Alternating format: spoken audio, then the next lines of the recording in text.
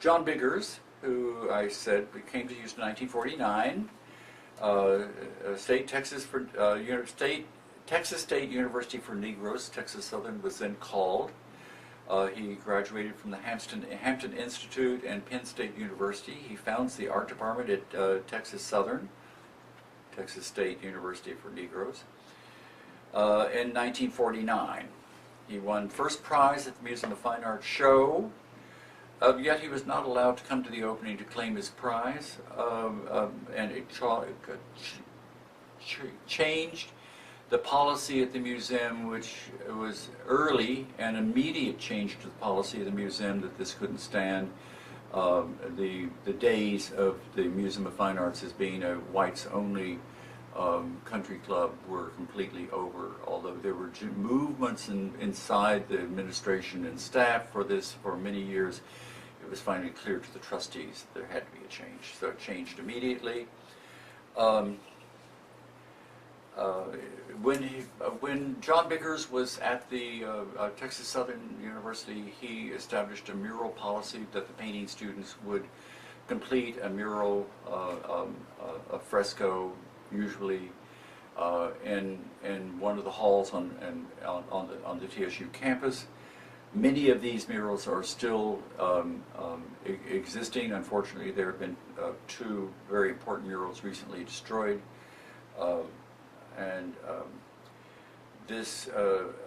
He was a great artist and a wonderful teacher and an extraordinary inspiration to people at TSU and outside of TSU. His large murals are seen at the University of Houston downtown, obviously at TSU, and at the Wortham Center, the Opera House downtown. This particular drawing, it's a lithograph, is titled "Morning is Here, No Dawn."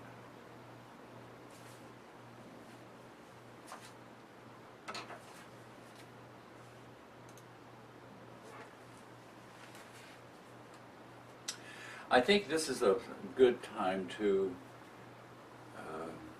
just mention the galleries that were in Houston at the time. The earliest galleries that were here in the 50s, I guess, would be going back to what would have been the oldest gallery in town that was actually acting as some sort of a gallery, would have been at the James Butte Paint Store on West Gray in the River Oak Shopping Center. James Butte, a local brand of paint, had a space that they let Ben DuBose have to show pictures.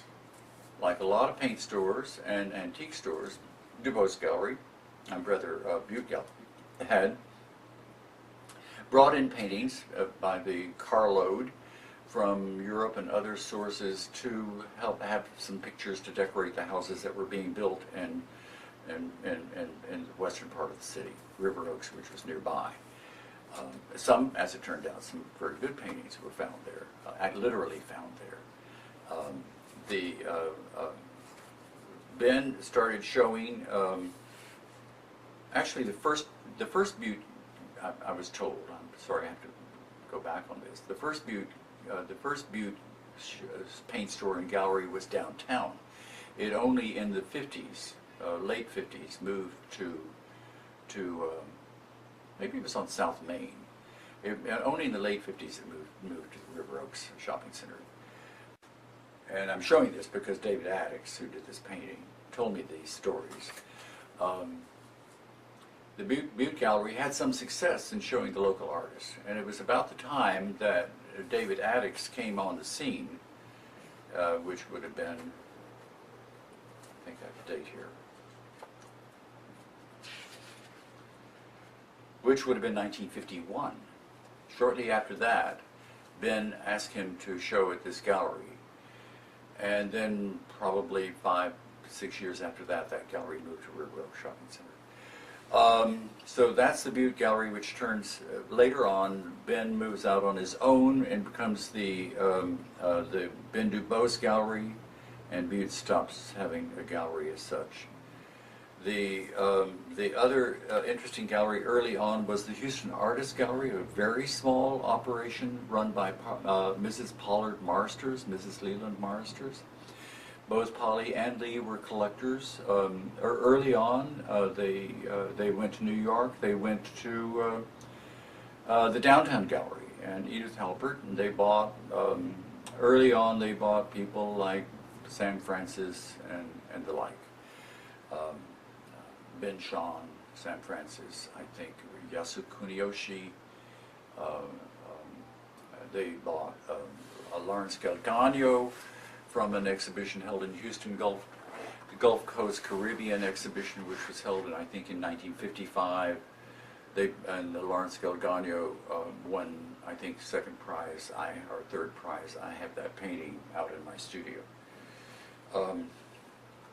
It was probably about 1956 that Meredith Long came to Houston, graduated University of Texas, came to Houston and opened I think it was 56, opened a gallery and a deep storefront in the Highland Village shopping center right at the railroad tracks on the north side. Meredith Long had showed traditional paintings, early paintings from American traditional paintings, late 19th century, and was feeling his way in developing both what he would show as well as who he would show and developing his clientele. He was married to Jean Closewee. Jean Closewee's father was one of, I think, either Clint Merkson's, but I think Sid Richardson's business partners, one of the big guys up in North Texas. And Jean Closewee's father was also something of an art collector. So I believe that there is that line. Jean Closewee was, of course, still living, as well as Meredith Long, but they're no longer married. A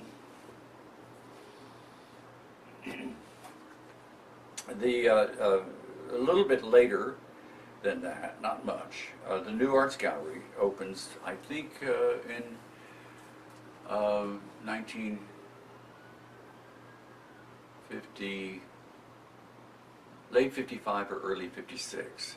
Bailey Swinson, the architect, and his partner H.W. Lindstetter remodeled a carriage quarters on Brazos Street, just north of Elgin, with the architectural offices in the first floor and the gallery on space on the second floor, and connected by a hanging stairway to a townhouse designed by Lindstetter, where Bailey and Catherine lived.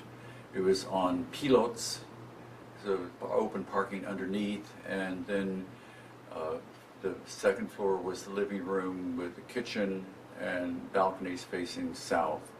The third floor, spiral staircase to a bedroom and a bath with a sunken tub looking out over downtown Houston, and a balcony looking south, and then the spiral staircase going on up to a roof garden, which was always fun to go to.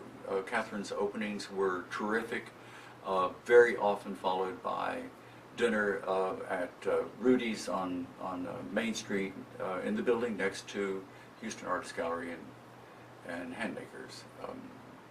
The Rudy's on Main Street, arguably the best place to eat in Houston at that time. At that time, Catherine Swinson had been very active at the Contemporary Arts Museum as well. Catherine, who became my dealer later, was from Lyons, Texas, and became an extremely close friend of Dr. Germaine McCaggy, the director of the Contemporary Arts Museum, starting in 1957, 56, 55, 56, right in that area. More needs to be talked about that as well. About that time, a little bit later, not much, maybe by 58, Joan Crystal, who is still living, opened the Louisiana Gallery and showed a related area of modern art than which Catherine showed. Joan Crystal showed Abraham Ratner. Catherine Swinson was showing more of the West Coast people like Hassel Smith and Walter Kuhlman. And of course, they were both showing the talented local people, Catherine, Jim Love, Guy Johnson, Jack Boynton, and myself. Joan Crystal, most importantly, Dick Ray's first dealer here in town. Then there was the Cushman Gallery that opened at this time in a small, specially designed building off of Westheimer on, I believe, Whitney Street. It was put together by Parker and Aubrey Cushman and their good friend Lucy Smith. Lucy Smith was married to Cabinet Smith, who was a senior vice president of the Bank of the Southwest, and was for a number of years trustee at the Museum of Fine Arts, and was involved in James Sweeney's last days at the Museum of Fine Arts, and handled all of those last days of James Sweeney at the Museum of Fine Arts with an immense grace, and is remembered to all of us through his daughter Mimi Kilgore, who is very much an important person on the art scene in Houston today. In the 60s, the galleries expanded a little bit.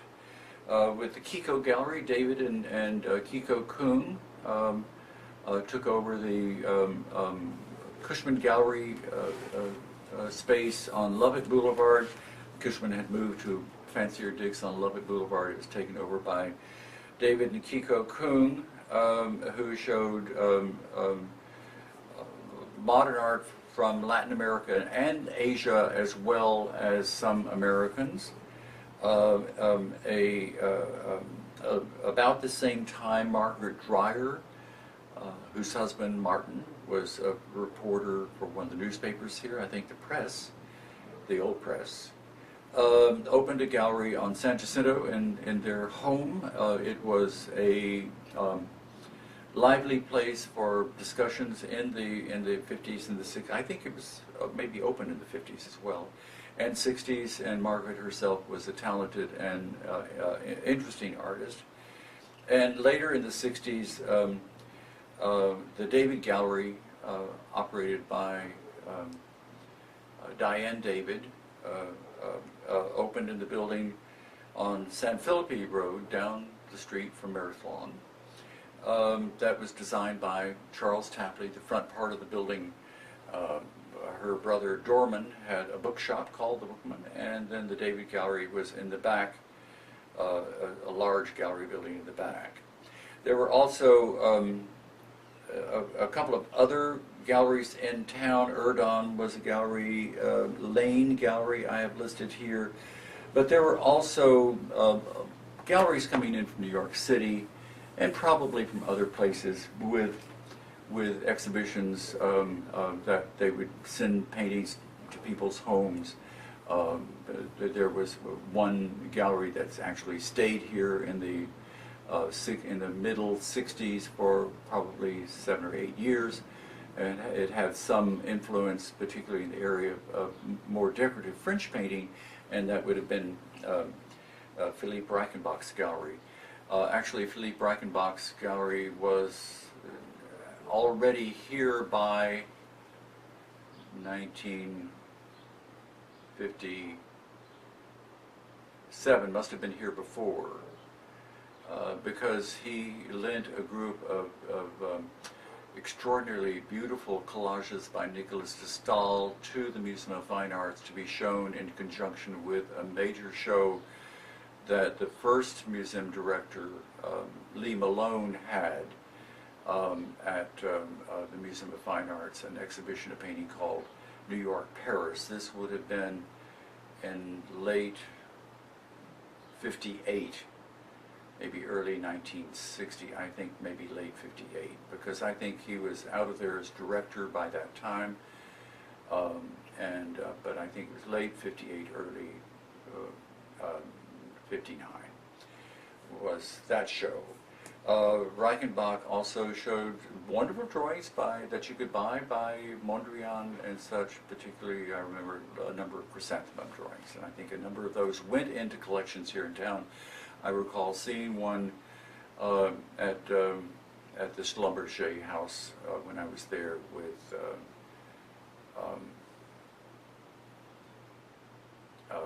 a critic from Chicago who was putting together a show at the Houston Museum in the period after Sweeney left. If I can recall that name, I will later.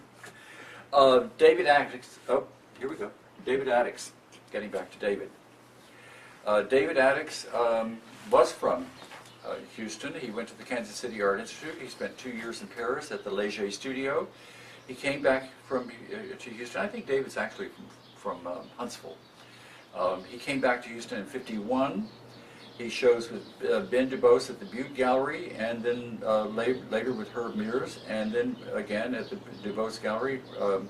He is easily considered the most successful artist in terms of selling paintings of any artist working in Houston at this time. No one can even begin to touch him. His works were well made and attractive and beautifully put together. This, he agrees, is one of his finest paintings and the one that he wanted to show for this lecture.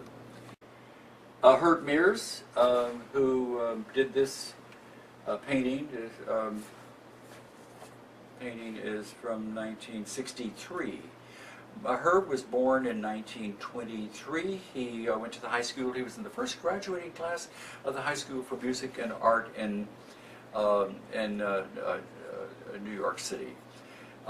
He studied with Wallace Harrison. He worked in Paris from 1948 to 1950. He was in Rome before he came to Houston. He worked at Houston Lighting and Power. He worked for Humble Oil and Refining Company. He showed with Ben DuBose at both at Butte Gallery and at Ben's own gallery. He arrived in Houston in 1951. His widow, Abigine, tells me stories about the first nights he had here, what he told her was that David had taken him to a party in Memorial on a beautiful fall evening, and he fell in love with the city, and stayed here. From then on, he